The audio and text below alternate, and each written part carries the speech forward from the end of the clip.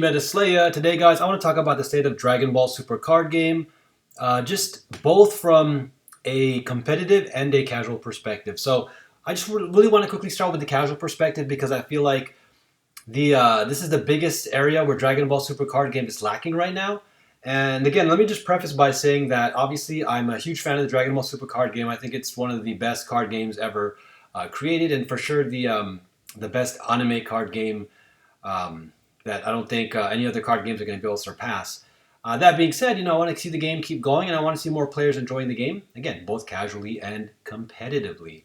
So the thing with casual is that there's this really, really bad stigma where I think the people that are just really trying hard to win tournaments are ruining the game for everybody else. Why do I say this? Because I've encountered this. You can just see this on YouTube. I've encountered this on like a Discord, trying to play with random people.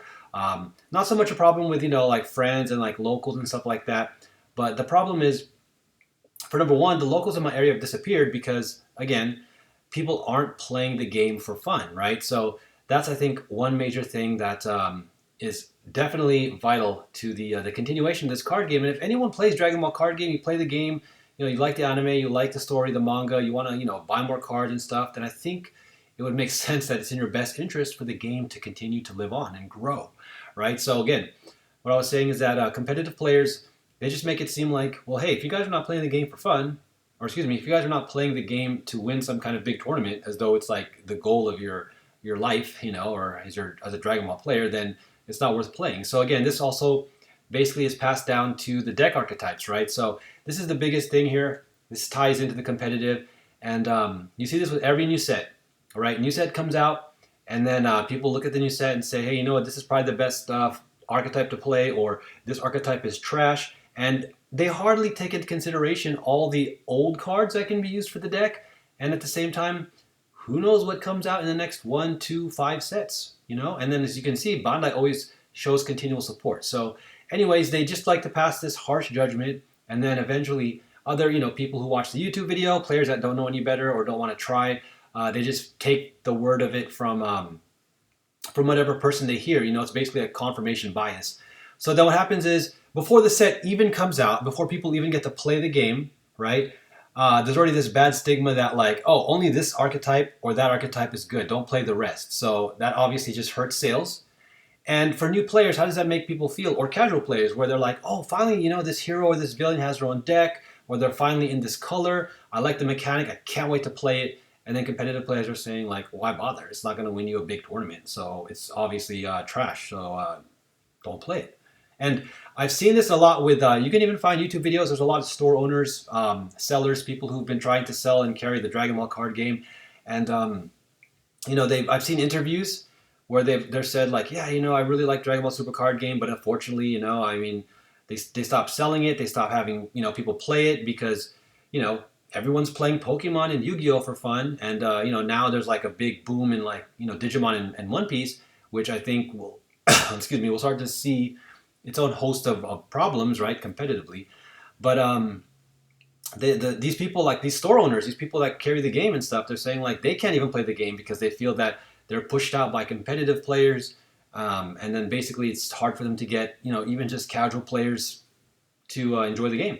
And the thing is, if you get people to enjoy the casual side of Dragon Ball Super, then obviously it'll be more enjoyable for them to want to make powerful decks, test new decks, and compete in tournaments, whether they're going to be local or any type of whatever, regional or national. So again, it all trickles up. So that's what I'm trying to do here. I'm just trying to encourage other people and see a different perspective and a positive aspect to the card game. And then lastly, I just want to talk about the competitive meta. I think the problem with the competitive meta is that, again, players are unfortunately not brave, not creative. They're not, or maybe they're being too lazy. They're just also taking people's word really quick when someone is like, oh, green is so weak, or like red is OP, or like black is weak. I mean, basically, we're at a state right now where like blue is always the best color because blue doesn't seem to ever really get people crying about it. It's almost like there's a hidden agenda of like YouTube influencers who always secretly want like the blue or yellow decks to win, but currently the blue deck. So everyone cries for cards to be banned from, especially like red, and then everybody just kind of discourages green and black decks. I mean, one thing that I saw was I started to see fin decks get played a lot. I started to see People try to recently also play Supreme Kai for black, and then all these influencers and stuff are like saying, "Oh, no, no, no, don't play Finn. Finn is trash. Finn has this problem, has that problem."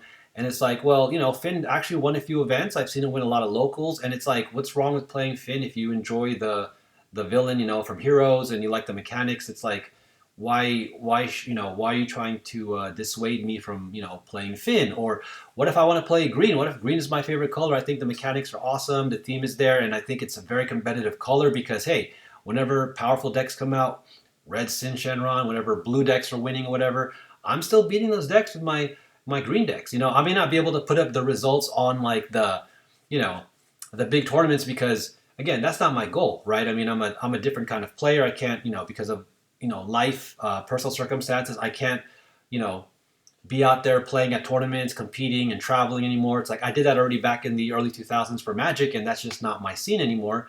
But it's not difficult, to look at whatever deck is topping a tournament or winning, and then going out and playing people on Discord, getting my friends together, finding people and say, hey, play this deck. Let's copy it card for card. Let's figure out the strategy, and then let's build our decks to defeat the deck. Sideboard it, and what are our strategies? What are our play lines?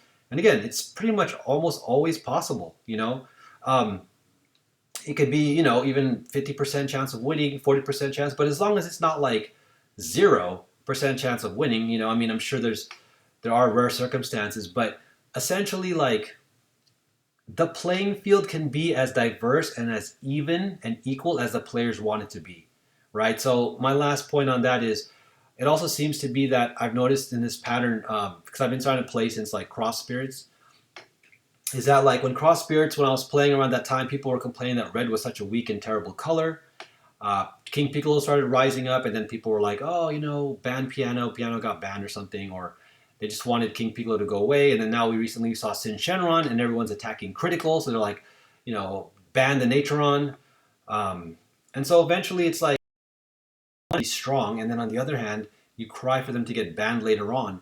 And you know what my prediction is? The same thing is about to happen with yellow, because ever since the Icarus, now I agree there are certain cards that need to be banned, and there are erratas that need to be made, but that should be rare, right? So in the case of Icarus, people were complaining about yellow, right? And then of course Icarus got errated, and that was fine. Icarus was just too much of a general leader that could basically like generate non-stop card advantage, right? More than any other leader. So I agree with the errata. But then now people will also stop using yellow, right? They're like, oh, yellow's weak. It's just, whatever. Trunks Jita's trying to hold on. And then now we're seeing new yellow sets or yellow cards come out in Power Absorbed. So I wouldn't be surprised if some yellow deck or the Trunks Jita deck became popular and, quote unquote more dominant. And then guess what? Yellow's going to get banned, right? So to me, it's amazing that people don't just play a bunch of different decks and test and really, really build because, again, I see people build like a one list, and I've seen this a lot on Discord, on YouTube, where they're like, oh, I built this green cooler deck. Here's a perfect example, right? Obviously, I'm not going to name people, but I was talking to somebody who said they played green cooler and it was impossible for them to beat Sin Shenron.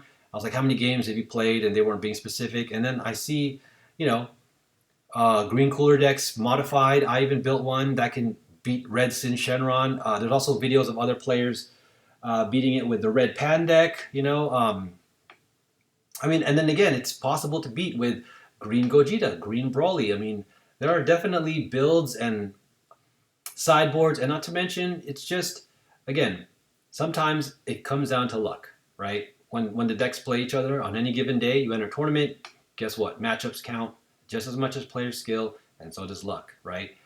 And the last thing is, I think this is somewhat of a snowball effect that people should consider with Red Sin Shenron, right? So that the set got teased, everyone was looking at it, a lot of people started chattering like, oh, Red Sin Shenron is the best, maybe Red Gogeta SS4. And then, obviously if that starts to, make its rounds, then guess what? You have a tournament and, over half the players are playing, or a good portion are playing the Red Sin Shenron deck, then of course it's going to top, possibly even win.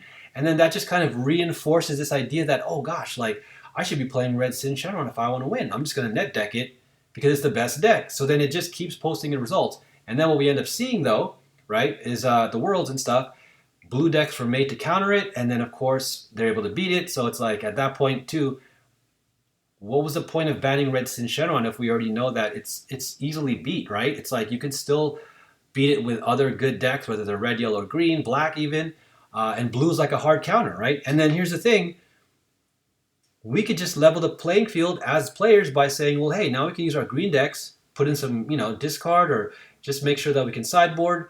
Also specific cards that we can take down blue, and then all of a sudden, now blue's having trouble because they have to decide like how do they battle green, because if they're more geared to beating red now, like green is having a chance to beat them, but people stop playing red, like, and without even any banning anything, right? Like if they didn't ban Red Sin Shenron's Naturon, right? First of all, I think that banning that card is, a terrible decision. It doesn't necessarily break the deck. And at the same time, it's like, well, what if it wasn't banned and then now with this new set, Power Absorb, yellow is stronger and then blue is stronger? It's like, again, what's going to happen? People are just going to complain that red is a weak color until they try to make a good archetype, some good cards, and then guess what? Same players are going to start calling for it to be banned. So, anyways, that's kind of my review. Not so much a rant. I'm trying to be objective because it's not like I'm, trying to play just red Sin Shenron. I play every color, and I'm just trying to say, hey, look, we need to stop trying to call out and single out colors. We need to stop saying decks are trash, leaders are trash, archetypes are trash. We should just say like, again, hey, this deck is fun, it's thematic, it's great for casual play, but maybe it's not your first choice for competitive deck. At the same time, before we even make that call, like, did you really put in the research and the play time? Have you really put in all like the matchups to consider? And again, with the constant shifting of the meta or with new cards being released, right? How can you be 100% sure that an archetype and a leader can't actually be competitive, right? So I think instead of, again, being more negative, I just want to see more positive perspectives and more encouragement. And instead of just singling out like, oh, green is weak, why not just keep focusing on the greatest, green decks, the strategies, instead of just saying like, oh, green had dormant potential, as though like that's the entire reason to play green. That you can play decks without dormant potential. You can make strong archetypes, packages and brews that take advantage of other green strengths, other counterplays, other discards, other cool mechanics, other powerful battle cards, or bombs and boss monsters or whatever. So, anyways, I'll go into more depth if you guys want. I definitely want to hear feedback. My main goals, I just want to put that perspective out there because, I seem to think that, Dragon Ball is definitely not gonna, go as long as it could if, again, players are just trying to buy one deck, whatever the best deck is at the moment, whatever the new flavor of the month or the new set has, and then of course without strong casual support and play, then no game's going to survive, right? I mean, look at Magic the Gathering. Magic the Gathering is going stronger than ever, not because of a competitive scene, but because of Commander and because of all these other casual formats of people being able to just play and enjoy the game instead of people saying like, oh, hey, you're playing Commander? Pff, that's weak. Why don't you just play like, Standard or Modern or like whatever Legacy? Why aren't you playing with like, $6,000 decks, and playing at like a competitive level? Or why are you playing, Pauper and stuff like that? No, man, like the Magic the Gathering community is diverse, and again, Dragon Ball just needs to stop stepping on its own toes, and start just supporting all kinds of leaders, all kinds of colors, and casual play. All right, guys. Well, let me know what you think in the comments below. Thanks so much for listening. Don't forget to keep your faith, say a prayer, spread that love, be positive, be thankful, and I'll be coming back at you. Peace.